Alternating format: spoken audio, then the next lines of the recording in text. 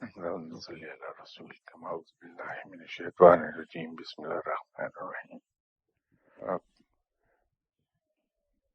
کچھ ہفتے قبل آپ صلی اللہ علیہ وسلم کے اسماء مبارک اور حروف مقطوعات کے سلسلے میں جو ذکر ہوا، اسی ضمن میں آپ صلی اللہ علیہ وسلم کے اسماء مبارک کا میں نے یہ عرض کیا تھا کہ اس میں سے 29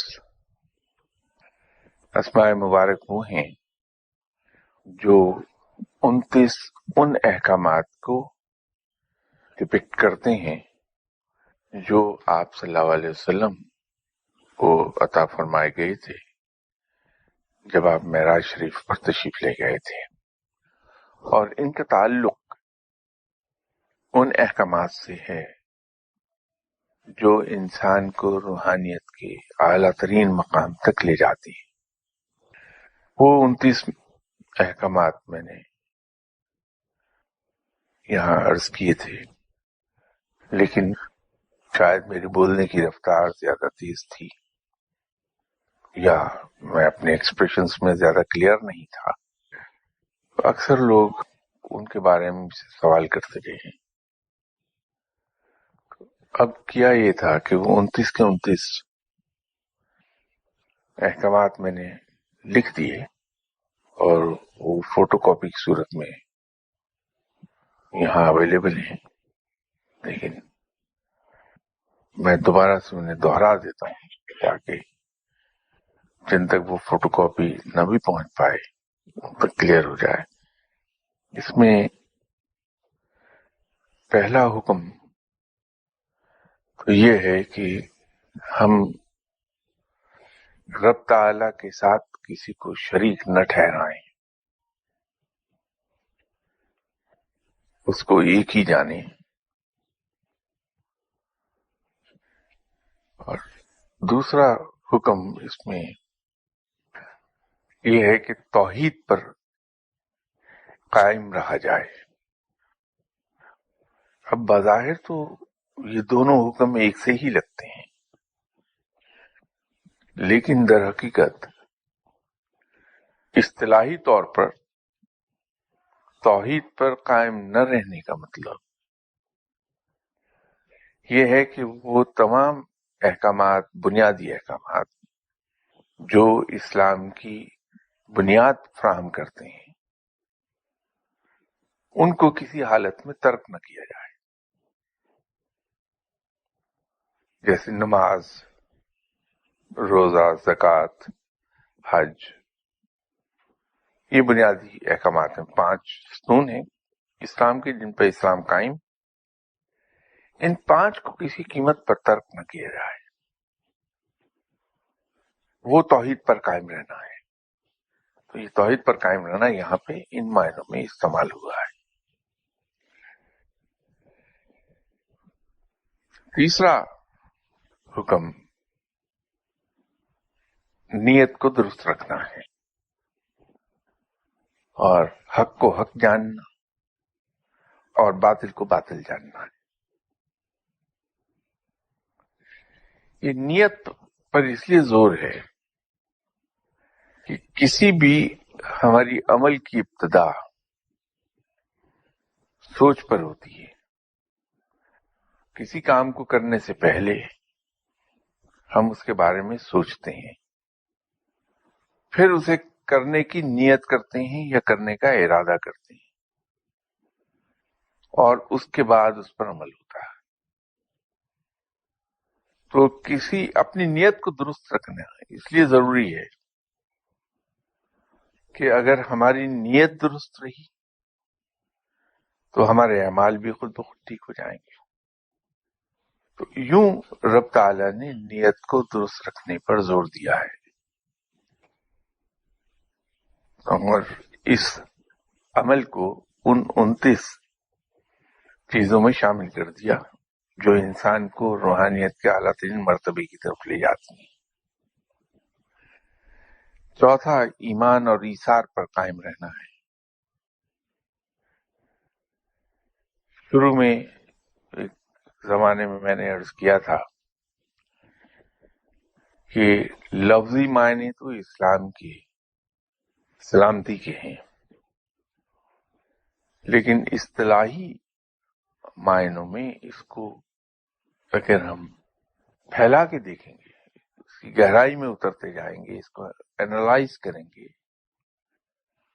تو ایک ہی نتیجے پر ہم پہنچتے ہیں کہ اسلام کے جتنے بھی احکامات ہیں ان سب کا مقصد اصل میں ایک ہی ہے، نہ صرف یہ کہ خود جیا جائے اور دوسروں کو جینے دیا جائے، بلکہ اسلام اس سے کہیں آگے چلا جاتا ہے۔ اور میرے نزدیک اسلام در حقیقت نام ہے اظہار اور قربانی کا۔ تمام اخلاقی ضابطے تو انسان سے یہ کہتے ہیں کہ انسان اس طرح سے زندہ رہے کہ خود بھی جیے اور دوسروں کو بھی ان کی مرضی سے جینے دے۔ جمہوریت جہاں سے رائج ہوئی ہے اور جس ملک کی پارلیمنٹ کو جمہوریت کی ماں کہا جاتا ہے، اسی انگریز کا یہ قول ہے کہ آپ کی آزادی وہاں ختم ہوتی ہے جہاں دوسرے کی ناک شروع ہو جائے۔ لیکن اسلام میں تو معاملات اس سے کہیں زیادہ ہیں۔ اسلام تو یہ درس دیتا ہے کہ تم دوسروں کے لیے زندہ رہو۔ تو جو اخلاق کا عام معیار ہے، اسلام اس سے کہیں آگے کا سبق دیتا ہے۔ جیو اور جینے دو، جس کو دنیا گولڈن پرنسپل کہتی ہے، سنہری اصول زندگی کا، اسلام اس سے کہیں آگے کا سبق دیتا ہے کہ آپ دوسروں کے لیے زندہ رہیے۔ قرآن میں یہی سبق اللہ نے ذرا مختلف الفاظ میں دیا ہے۔ اللہ کا فرمان یہ ہے کہ تم میرے بندوں کے کام آؤ، میرے بندوں کے کام کرو، تمہارے کام میں خود کر دوں گا۔ ایک حدیث بھی ہے کہ جو انسان دوسرے لوگوں کے کام کرتا ہے، ان کے مسائل حل کرتا ہے، ان کی مشکل میں کام آتا ہے، اللہ اس کے کام خود کر دیتا ہے، اس کی مصائب خود اس سے دور کر دیتا ہے۔ یہ حدیث ہے۔ تو اس کا مقصد یہی ہے مختصر الفاظ میں کہ آپ دوسروں کے لیے زندہ رہیے۔ یہ چوتھا حکم اس ضمن میں ایثار کا ہے۔ اس سے مراد یہی ہے کہ آپ دوسروں کے لیے زندہ رہیے۔ اور پانچواں حکم اس میں حقوق اللہ اور حقوق العباد پر پوری طرح قائم رہنے کا ہے۔ تو جو شخص پوری طرح حقوق اللہ اور حقوق العباد ادا کر دے تو اللہ کے کہے سے باہر کہاں گیا وہ؟ وہی تو در حقیقت مومن ہے، جو اللہ کے احکامات پر پوری طرح عمل کرتا ہے، چاہے وہ عبادات سے متعلق ہو، چاہے وہ انسان کی ذاتی زندگی کے بارے میں ہوں یا اجتماعی زندگی کے بارے میں۔ کیونکہ اسلام میں احکامات تو انسان کی پوری زندگی پر محیط ہیں۔ انسان کی پوری زندگی کو رب نے گائیڈ کیا ہے کہ اس کو کس طرح گزارنا۔ اس کا زندگی کا کوئی پہلو ایسا نہیں ہے جس پر اللہ نے گائیڈنس پرووائڈ نہ کی ہو، اس پر احکامات نہ آئے ہوں کہ زندگی کے فلاں فلاں پہلو کو اس طرح سے ڈیل کر لیا جائے۔ حقوق اللہ اور حقوق العباد انسان کی زندگی کے تمام پہلوؤں کو کور کرتے ہیں۔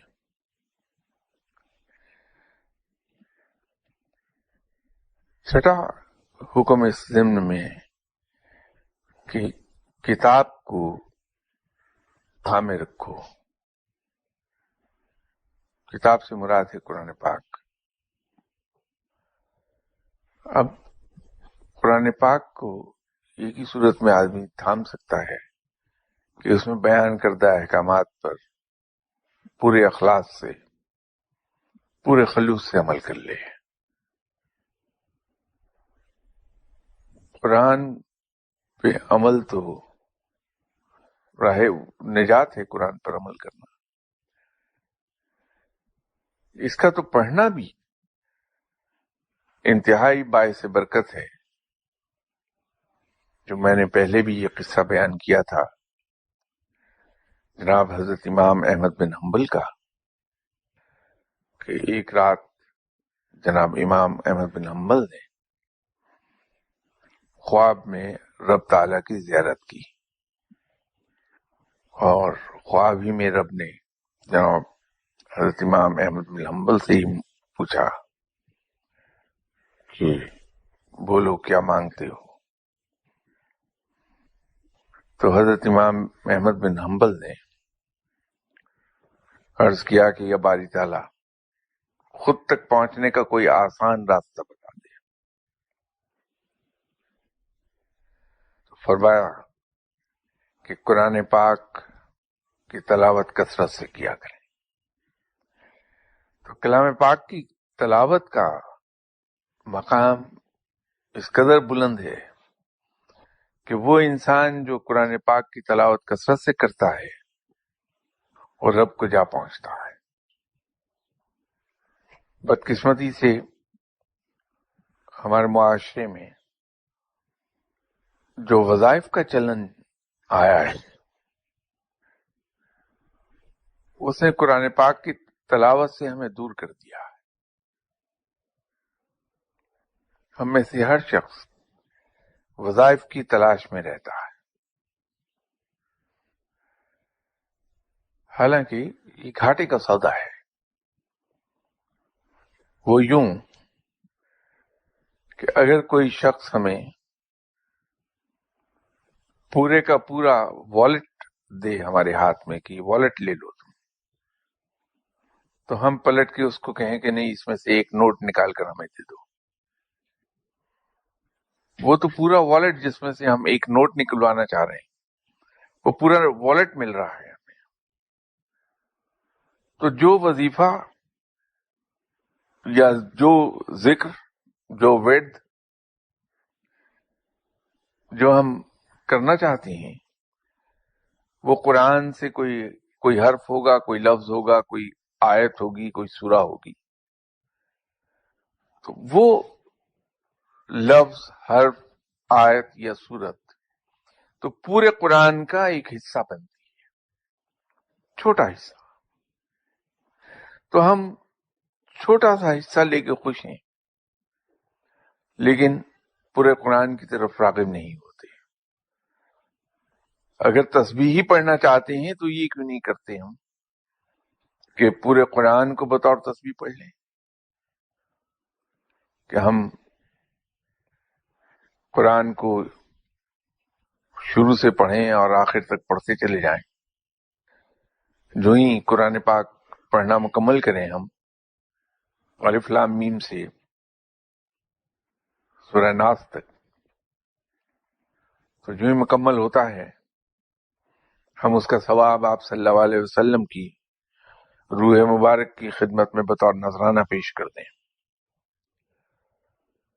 اور نئے سرے سے تلاوت شروع کر دیں الف لام میم سے، تو یوں یہ وظیفہ بن جائے گا۔ تو ایسی چیز جس کی کثرت سے تلاوت کے بارے میں رب تعالیٰ نے اپنی زبان سے فرمایا ہو،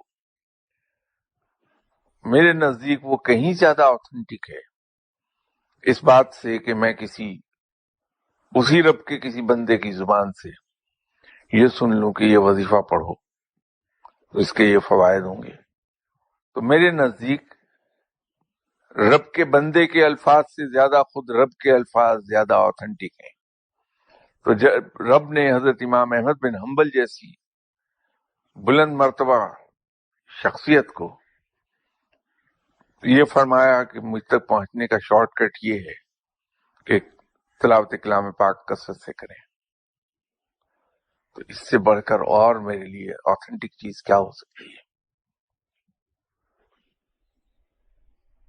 اسی ضمن میں ایک چیز اور میں عرض کرنا چاہ رہا تھا.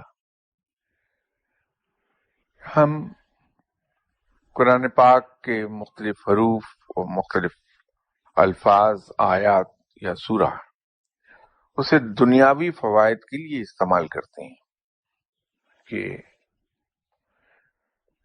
میرا فلاں کام ہو جائے گا، میں یہ وظیفہ پڑھ لوں، یہ آیت اگر اس تعداد میں پڑھوں گا تو میرا فلاں دنیاوی کام ہو جائے گا.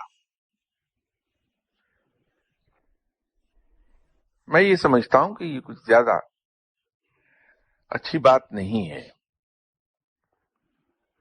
کیونکہ قرآن پاک تو رب تعالی نے اس لیے اتارا کہ ہمیں وہ راہ نظر آ جائے جس پر رب اپنے بندوں کو چاہتا ہے کہ وہ اس پر چلیں. قرآن اپنے احکامات جو اس میں لکھے ہیں ان کے ذریعے سے ہمارے دل موڑنا چاہتا ہے آخرت اور رب کی طرف، کہ ہم صرف رب کے ہو جائیں. تو جب کوئی شخص رب کا ہو جاتا ہے تو وہ دنیا سے منہ موڑ جاتا ہے. دنیا کی اہمیت صرف اتنی رہتی ہے جتنی کہ ہونی چاہیے. دنیا کی محبت کبھی رب کی محبت پر غالب نہیں آتی. تو ایسا قرآن جو ہمیں دنیا کی محبت چھوڑ کر رب کی محبت کی طرف بلانے کے لیے اتارا گیا، ہم اسی قرآن کو دنیا کمانے کے لیے استعمال کرنا چاہتے ہیں، دنیاوی معاملات کو حل کرنے کے لیے استعمال کرنا چاہتے ہیں. در حقیقت یہ جو تسبیح کا کنسپٹ ہے، اسے استعمال کیا ہے روحانی شخصیتوں نے، نہ صرف اسلام میں بلکہ اسلام سے پہلے مذاہب میں بھی. دنیا کے تقریباً تمام مذاہب کے مذہبی لوگ تسبیح رولتے ہیں، تسبیح پھیرتے ہیں.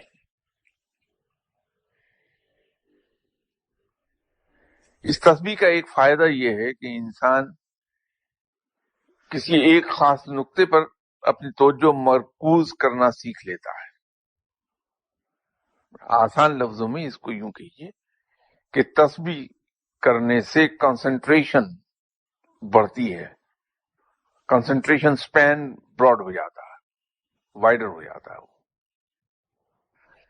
تو جب ہماری کنسنٹریشن بڑھتی ہے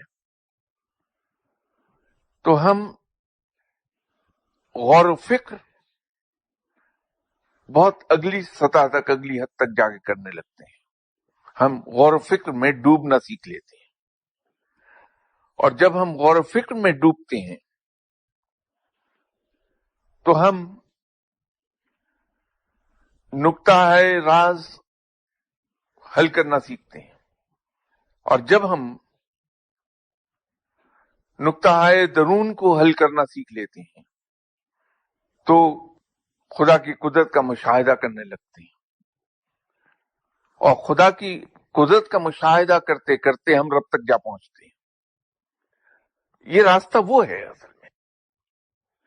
اس سے تو رب تک پہنچنے کا راستہ تلاش کیا جاتا ہے کہ ہماری کنسنٹریشن سپین بہت براڈ ہو جاتی ہے، زیادہ دیر تک ایک خاص نقطے پر کنسنٹریٹ کر پاتے ہیں، اپنی توجہ مرکوز کرتے ہیں، اور اس نقطے کے اندر چھپے ہوئے تمام راز حل ہوتے ہیں.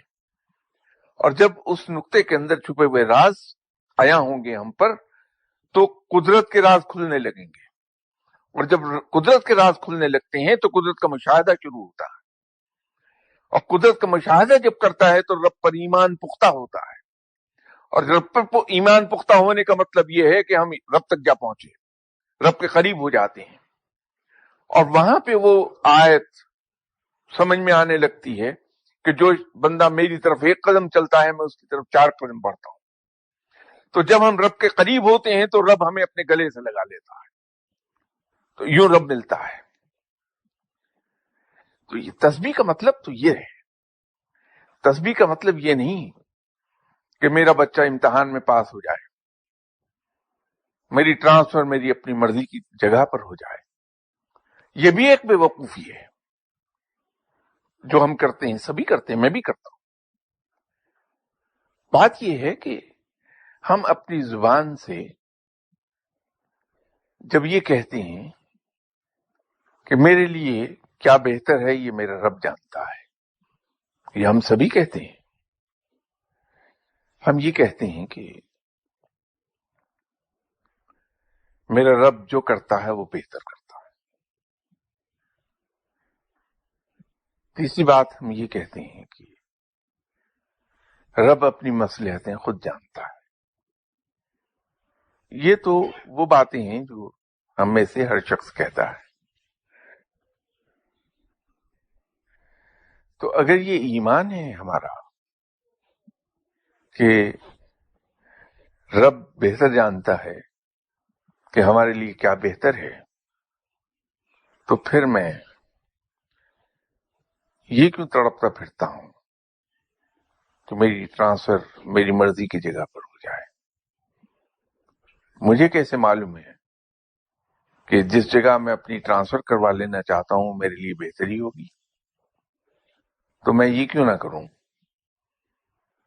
کہ جہاں میرے رب نے مجھے بھیجنا چاہا میں وہاں چلا جاؤں۔ اسی طرح اگر میں نوکری سے ہی کرتا رہا ہوں، محنت سے میں نے کام کیا ہے، دیانتداری سے کام کیا ہے، اپنے امپلائرز کو میں نے شکایت کا موقع نہیں دیا کوئی، پھر بھی اگر میری جاب ختم ہو گئی ہے تو میں اس فیصلے کو اللہ کی طرف سے آیا ہوا فیصلہ سمجھ کے نہایت خوشی کے ساتھ اسے قبول کر لوں اور نئی جاب کی تگ و دو شروع کر دوں، کیونکہ رب جو کرتا ہے بہتر کرتا ہے۔ اور یہ ایمان رکھوں کہ معلوم نہیں اس میں اللہ تعالیٰ کی کیا مصلحت تھی کہ مجھے جاب لیس کر دیا۔ ہو سکتا ہے کہ وہاں میرے لیے زیادہ بڑی پریشانی آ رہی تھی، اس ادارے میں مجھے اللہ نے وہاں سے علیحدہ کر دیا۔ ہو سکتا ہے اللہ مجھے بہتر جاب دلانا چاہتا ہو، تو میں نئی جاب کی تگ و دو کر دوں کہ وہ مجھ پر فرض ہے کہ کوشش کی جائے۔ قدرت کی طرف سے آنے والی کسی چیز پر، چاہے وہ اچھی ہے بری ہے، میں پریشان نہ ہوں، اسے قدرت کا فیصلہ سمجھ کے خندہ پیشانی سے قبول کر جاؤں اور بہتری کے لیے کوشش کرتا رہوں کہ وہ میرا فرض ہے۔ تو اگر یہ رویہ رکھ لوں میں زندگی کے لیے، تو مجھے نہ تو کسی جوتشی کی تلاش رہے گی، نہ کسی نجومی کی، نہ کسی دعا کرنے والے کی، اور نہ کسی وظیفے کی تلاش رہے گی۔ اور یہی صحیح مومن کا ایمان ہے۔ 7واں اس میں حکم رب کی طرف رجوع کرنے کا ہے کہ ہر وقت رب کی طرف رجوع کیا جائے۔ اب رب کی طرف رجوع کرنے کا مطلب صرف یہی نہیں کہ ہم اپنی ضروریات زندگی کے لیے اس کے حضور عرضیاں بھیجتے رہیں۔ رجوع کرنے سے مراد یہ ہے کہ رب کا ذکر کیا جائے،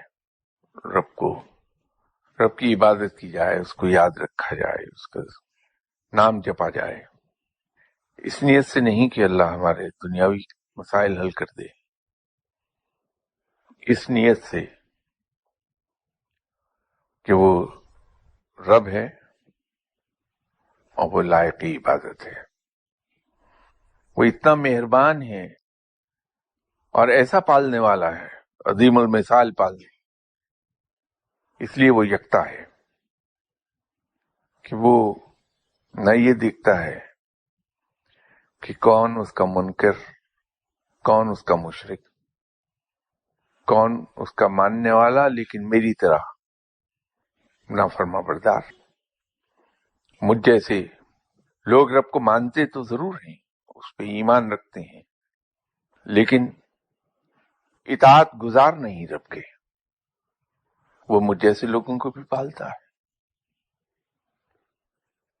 وہ نیککاروں کو بھی پالتا ہے اور مومن کو بھی پالتا ہے۔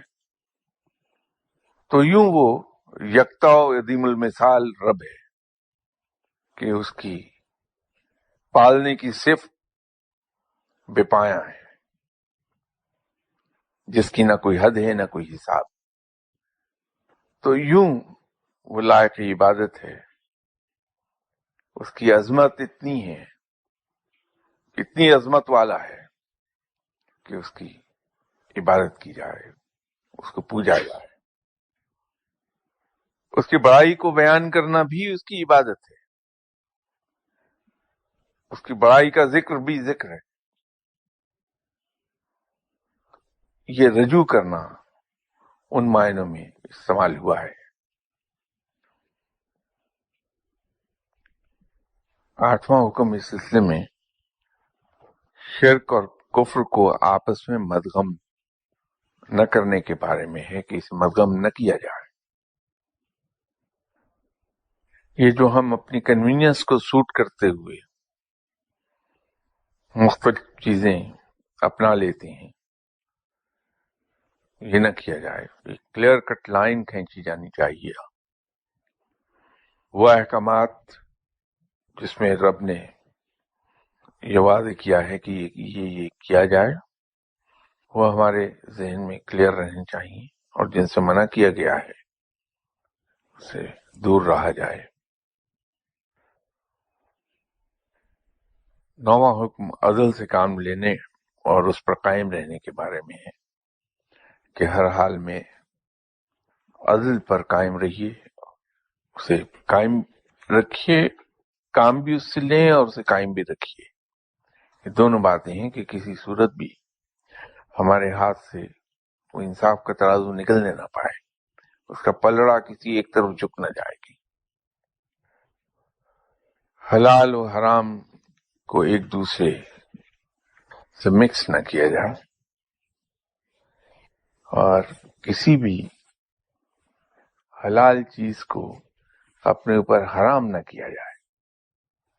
یہ حکم کے بارے میں عرض کرتے ہوئے مجھے ایک چیز یاد آ گئی، بڑی پرانی۔ میرے ہی ایک جاننے والے صاحب تھے جنہوں نے بڑے شاہ صاحب سے ملنے کی خواہش کا اظہار کیا۔ میں نے پرمیشن لے لی اور ان صاحب کو اپنے ساتھ لے گیا۔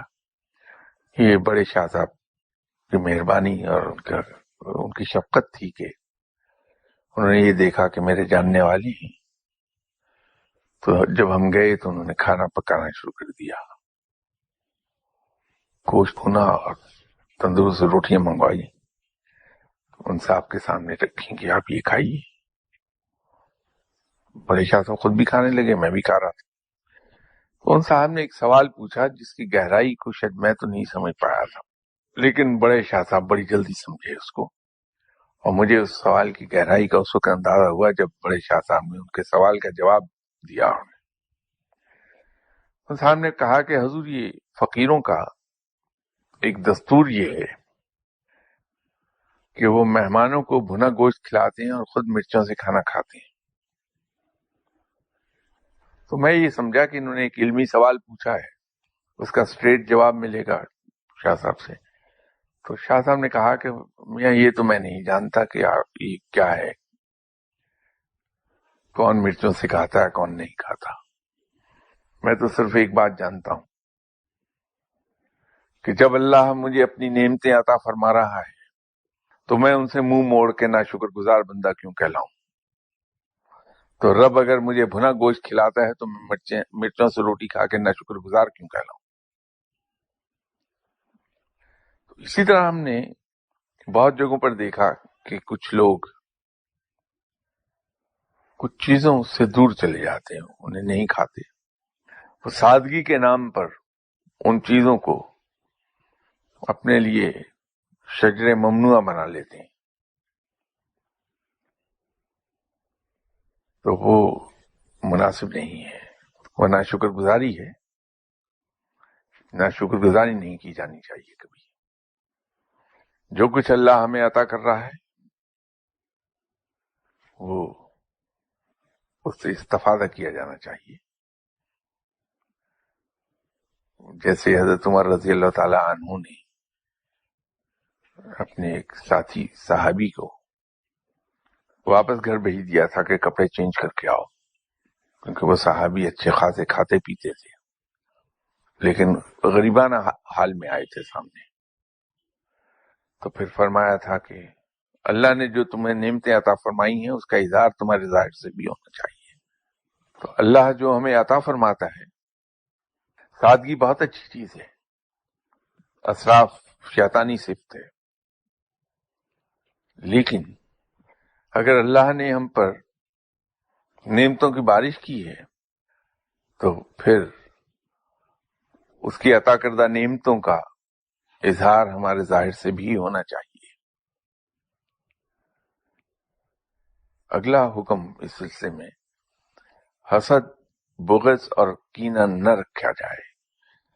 جو میں اکثر عرض کیا کرتا ہوں کہ فقر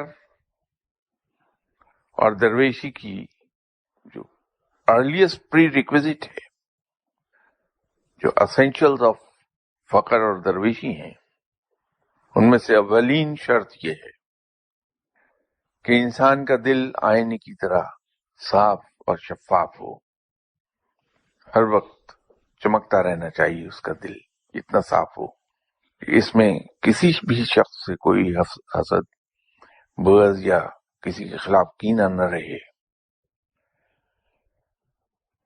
جس دل میں یہ چیزیں ہوتی ہیں، یاد رکھیے کہ وہاں علم نہیں آتا، یہ نیکی سے بہت دور لے جاتی ہے انسان کو،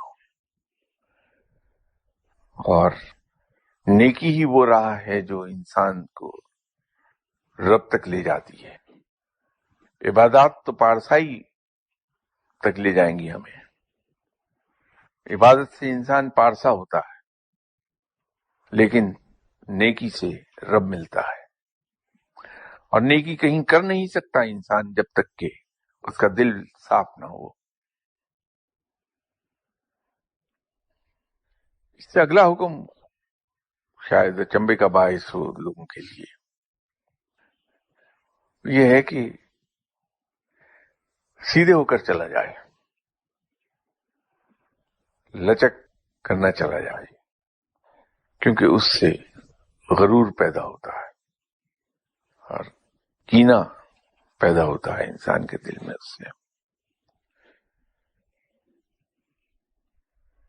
13واں حکم اس میں یہ ہے کہ ہمارے ذمے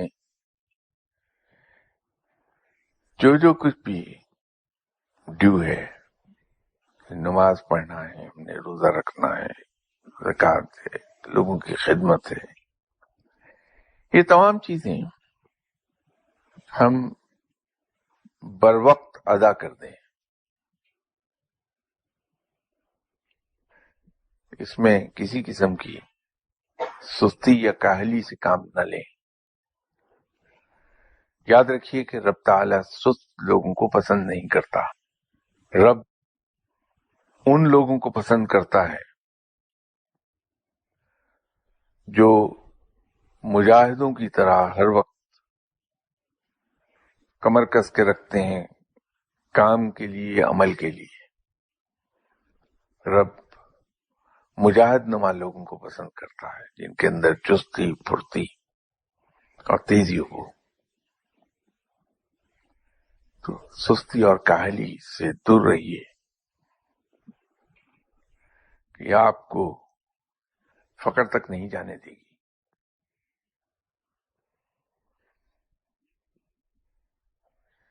اپنے اور دوسروں کی آبرو کی حفاظت کیجیے۔ اور اپنی شرمگاہوں کی حفاظت کیجیے، برائیوں میں ملوث نہ ہوں، ماں باپ کی عزت نہ ان سے اونچی آواز میں گفتگو نہ کی جائے، ان کے سامنے آواز اونچی نہ کی جائے کسی طرح، اور وہ جو بھی حکم دے دیں اس کو اس طرح سے آپ پورا کیجیے جیسے اس حکم کے انتظار میں بیٹھے تھے کہ وہ حکم آئے اور اس حکم کی بجاوری کریں۔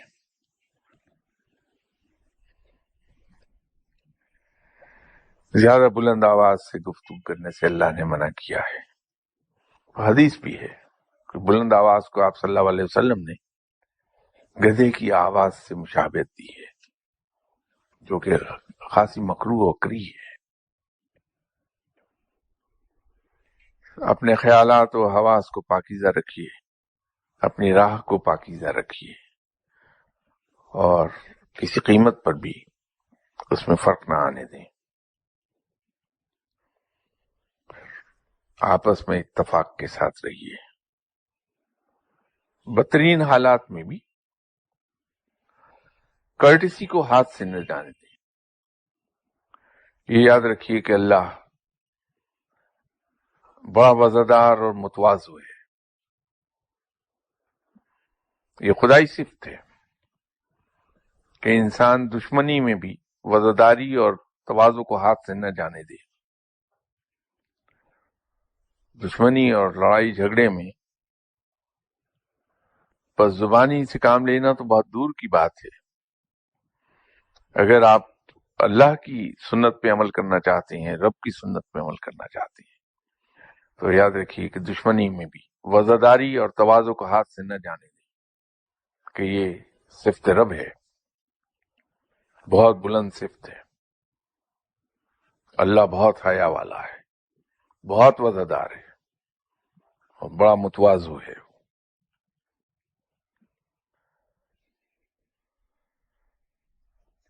خرافات سے دور رہیے اور علم حاصل کیجیے،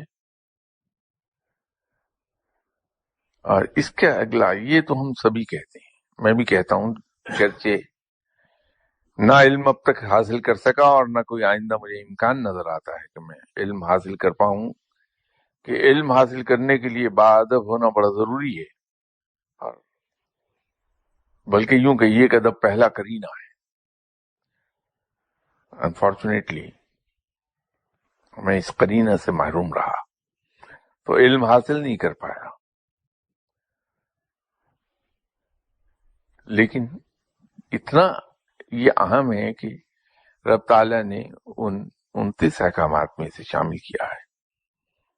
علم حاصل کیجیے، اور صرف علم حاصل ہی نہ کیجیے بلکہ اس پر عمل کریں، اور پھر دوسروں کو بھی اس کو سکھائیے۔ جو علم اللہ آپ کو عطا فرما دے وہ دوسروں تک بھی پہنچا دیجیے۔ قرآن کے بارے میں ایک بات اکثر کہتا ہوں،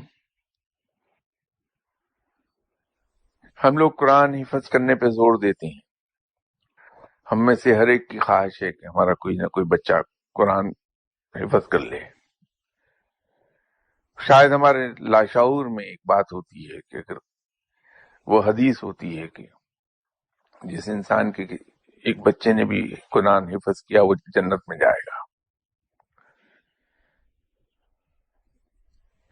لیکن ہم یہ نہیں سمجھتے کہ قرآن حفظ کر لیا اور اس پہ عمل نہ کیا تو ہماری مثال وہی ہوگی جو جیسے ایک ٹیپ ریکارڈر ہے، سی ڈی پلیئر ہے، جس پر ایسی سی ڈی پلے کر رہی ہے جس پر قرآن پاک ریکارڈڈ ہے۔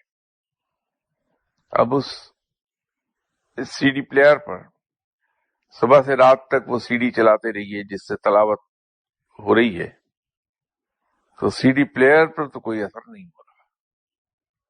تو اگر قرآن حفظ ہے، ہمیں بھلے ہم صبح سے شام تک وہ حفظ قرآن خود بھی سنیں اور لوگوں کو بھی سناتے رہیں پڑھ پڑھ کے، تو وہ پھر سی ڈی پلیئر کی طرح ہم پر اثر نہیں کر پائے گا۔ اس سے بہتر یہ ہے کہ روز کا ایک حرف یا ایک آیت ہی ہم سیکھیں، لیکن اس پہ عمل کر لیں تو کہیں بہتر ہو جائے گا۔ تو اتفاق سے یہ حکم اسی سے متعلق ہے کہ علم سیکھیے اور اس پہ پھر عمل بھی کیجیے، امانت میں خیانت نہ کی جائے، منافقت نہ کی جائے، اور افراد تفریط سے دور رہا جائے۔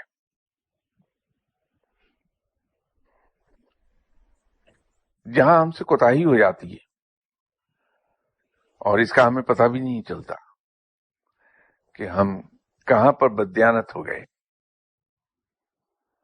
وہ ہے ہماری انٹلیکچوئل آنےسٹی۔ فزیکل آنےسٹی کے بارے میں تو ہم محتاط ہوتے ہیں کہ ہم چوری نہ کریں، کہیں امانت میں خیانت نہ ہو جائے، کسی کے ساتھ ہم بے ایمانی سے کچھ وصول نہ کر لیں اس سے، اس میں احتیاط ہم کرتے ہیں۔ لیکن جہاں اصل پرابلم آ رہی ہے وہ اکثر نظر انداز ہو جاتی ہے ہم سے، وہ انٹلیکچوئل آنےسٹی ہے۔ ہم کسی کے بارے میں کوئی بات کہتے ہوئے غیر محتاط ہو جاتے ہیں اور اس میں ایڈیشن اور آلٹریشنز کر جاتے ہیں غیر ارادی طور پر۔ یہ امانت کا سلسلہ تو بہت دور تک دراز ہوتا ہے، بہت دراز ہے۔ میں بے دھڑک ذکر کر دوں گا کہ فلاں صاحب میرے پاس آئے تھے اور اتنے بجے سے اتنے بجے تک بیٹھے رہے میرے پاس، بغیر یہ جانے کہ میں امانت میں خیانت کر رہا ہوں۔ کیونکہ اگر میرے پاس کوئی صاحب تشریف لائے ہیں تو یہ ان کی امانت ہے میرے پاس کہ وہ میرے پاس تشریف لائے تھے۔ وجہ یہ ہے، میں اس کی ایک ایگزامپل کوٹ کر دوں۔ فرض کر لیجئے کوئی صاحب اپنے کام سے کراچی سے لاہور تشریف لائے، انہوں نے اپنا کام مکمل کیا اور اپنے ٹائم میں سے 10 منٹ نکال کے مارے محبت کے وہ میرے پاس چلے آئے، اور اس کے بعد وہ فوراً ایئرپورٹ کی طرف بھاگے اور کراچی چلے گئے۔ ان کے یہاں سگے بھائی رہتے ہیں، کوئی اور رشتہ دار رہتا ہے، تو میں نے لوگوں کو بھلے تعریفاً نہیں بتایا کہ صاحب وہ سب تشریف لائے تھے، بہت مصروف تھے، ان کی محبت ہے کہ باوجود اتنی مصروفیت کے پھر بھی انہوں نے 10 منٹ نکالے اور میری طرف تشریف لے آئے۔ اب جب یہ بات ان کے بھائی تک پہنچے گی تو بھائی ان کے بارے میں یہ سوچے گا کہ وہ شاہ صاحب سے تو مل لیے، مجھ سے نہیں ملے۔ تو یوں دل میں فرق آیا اور میں نے 2 دلوں میں فرق ڈال دیا، ایک گناہ، بہت بڑا گناہ کما دیا میں، بغیر کسی ارادے کے، بغیر کسی چیز کے۔ اگر میں 2 منٹ کا چسکا نہ ہی لیتا اور نہ یہ کہتا کہ صاحب فلاں صاحب آئے تھے اور وہ کہیں نہیں جا سکے کیونکہ بہت مصروف تھے، مجھ سے ملنے آ گئے، در حقیقت میں انڈائریکٹلی اپنی امپورٹنس لوگوں پہ واضح کرنے کے لیے یہ بتا دوں گا لوگوں کے کہ فلاں صاحب مجھ سے ملنے آئے تھے، لیکن اس پروسیس میں میں نے ایک بہت بڑا گناہ کما لیا۔ خاموش بھی رہ سکتا ہوں اس بات پہ۔ اسی طرح جب میں کسی کے بارے میں دوسرے کے پاس ذکر کروں گا کہ وہ فلاں آدمی نے تو میرے ساتھ بہت زیادتی کی، اس نے مجھے گالی دے دی اور مجھے یہ کہہ گیا اور یہ کہہ گیا، اب میں مینٹلی ڈس آنےسٹ ہو رہا ہوں، انٹلیکچولی۔ یہ ڈس آنےسٹی ہے۔ مجھے کہنا چاہیے کہ صاحب ان صاحب کو میں نے یہ کہا تھا، اس کے جواب میں انہوں نے چڑھ کے مجھے گالی دے دی۔ ہم یہ انٹلیکچوئل ڈس آنےسٹی کرتے ہیں۔ یا کوئی واقعہ آپ کو میں بیان کروں گا تو میں اسے تھوڑا سے واقعات تو بتاؤں گا صحیح، اس میں جھوٹ نہیں شامل کروں گا، اس کو بڑھاؤں گا نہیں، گھٹاؤں گا نہیں، لیکن واقعات کی ترتیب اس طرح سے کر دوں گا کہ اس کا امپریشن چینج ہو جائے گا۔ یہ انٹلیکچوئل ڈس آنیسٹی ہے. یہ غلط ہے، اس کو رب پسند نہیں کرتا. انٹلیکچوئل ڈس آنیسٹی سے دور رہیے. شاید میں نے کہیں ذکر کیا تھا کہ 1972 کے اینڈ میں اس وقت میں گورنمنٹ آف پاکستان کے لیے کام کر رہا تھا.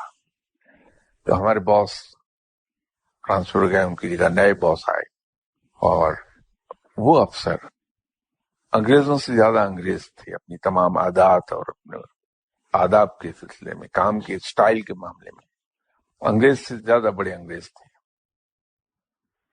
انہوں نے آ کے تمام افسروں کو جمع کیا ڈپارٹمنٹ کے، اور اپنے انٹروڈکشن کرایا. اس کے بعد انہوں نے واضح کیا کہ وہ بحیثیت آفیسر کے، ڈپارٹمنٹ کے آفیسر سے کیا ایکسپیکٹ کرتے ہیں کہ وہ کیسے کام کریں ان کے ماتحت. تو انہوں نے ایک جملہ کہا جو اپنی کم عمری اور کم تجربے کی وجہ سے ہم اس کو سمجھ نہیں پائے، اور آپس میں گفتگو کے دوران اس کا مذاق اڑاتے رہی. اور بعد میں وقت نے ثابت کیا کہ اتنی بڑی وزڈم کی بات تھی کہ اگر ہم 50 سال لگے رہتے تو سمجھ نہیں آتی. انہوں نے فرمایا کہ I can tolerate a person who is physically dishonest, but I'll never tolerate an officer who is intellectually dishonest. تو ہم آپس میں کہنے لگے کہ لیجیے آج لائسنس مل گیا کہ آپ ایمبیزلمنٹ کرتے رہیے، گورنمنٹ کے پیسے کھائیے، کچھ نہیں کہا جائے گا. وہ تو بعد میں جب تجربہ ہوا، کچھ عقل آئی تھوڑی سی، تو احساس ہوا کہ جو شخص ذہنی طور پہ ہی ڈس آنیسٹ نہیں ہے، جو ڈس آنیسٹی کا سوچ ہی نہیں سکتا، وہ فزیکلی ڈس آنیسٹی کیا کرے گا؟ کیونکہ ہر کام کی ابتدا تو سوچ سے ہوگی. جب فقر میں پاؤں رکھا تو معلوم ہوا کہ یہ تو بنیادی ضرور ریکوائرمنٹس، پری ریکویزٹس میں سے ایک ریکویزٹ ہے فقر کی، کہ انسان انٹلیکچولی آنیسٹ ہو. تو یہ امانت میں خیانت کا سلسلہ بڑا دراز ہوتا ہے، یہ پھیلتا چلا جاتا ہے. اس کو آپ جتنا چاہے وسیع کرتے جائیے اس کا کینوس. اور فقیر کو جہاں بھی جس معاملے میں جس طرح کسی کسوٹی پر پرکھیں گے وہ انٹلیکچولی آنیسٹ ملے گا. چونکہ وہ انٹلیکچولی آنیسٹ ہوتا ہے تو اس کی کوئی فزیکل ڈس آنیسٹی آپ پکڑ ہی نہیں سکتے. اللہ کے ساتھ آنیسٹ ہو ہی نہیں سکتا انسان جب تک کہ وہ انٹلیکچولی آنیسٹ نہیں. روزہ کیا ہے؟ وہ آپ کی انٹلیکچوئل آنیسٹی کو پرکھتا ہے.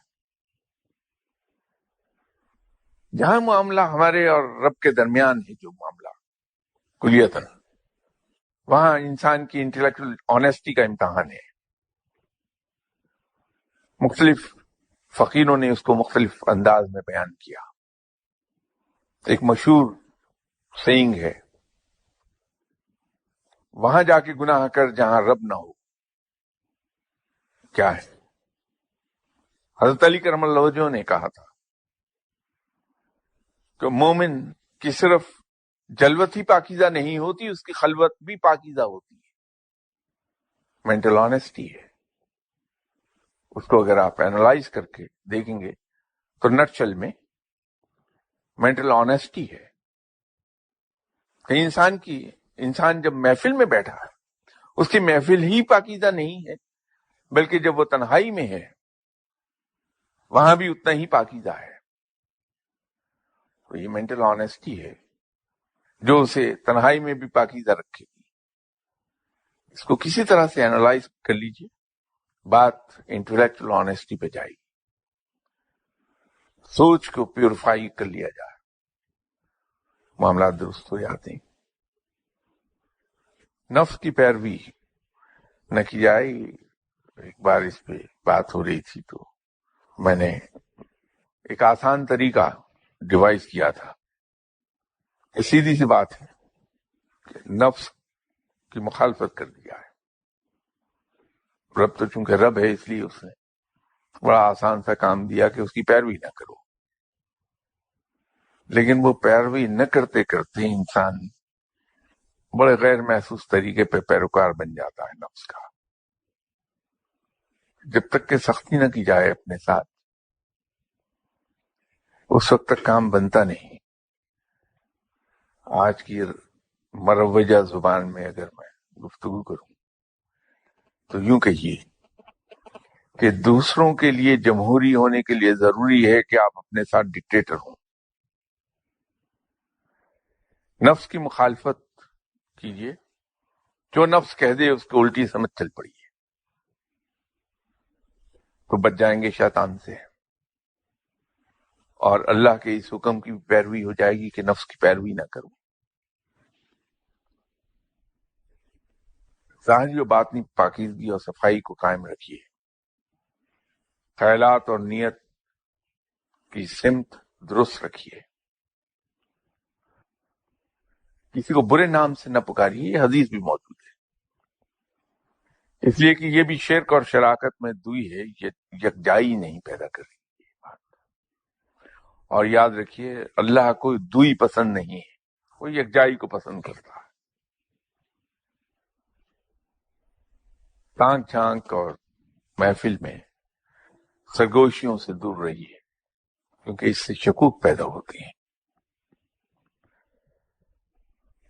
بے لاگ بات کہیے، طنز و تہذیب سے اجتناب کریں اور وعدے کی پابندی کیجیے.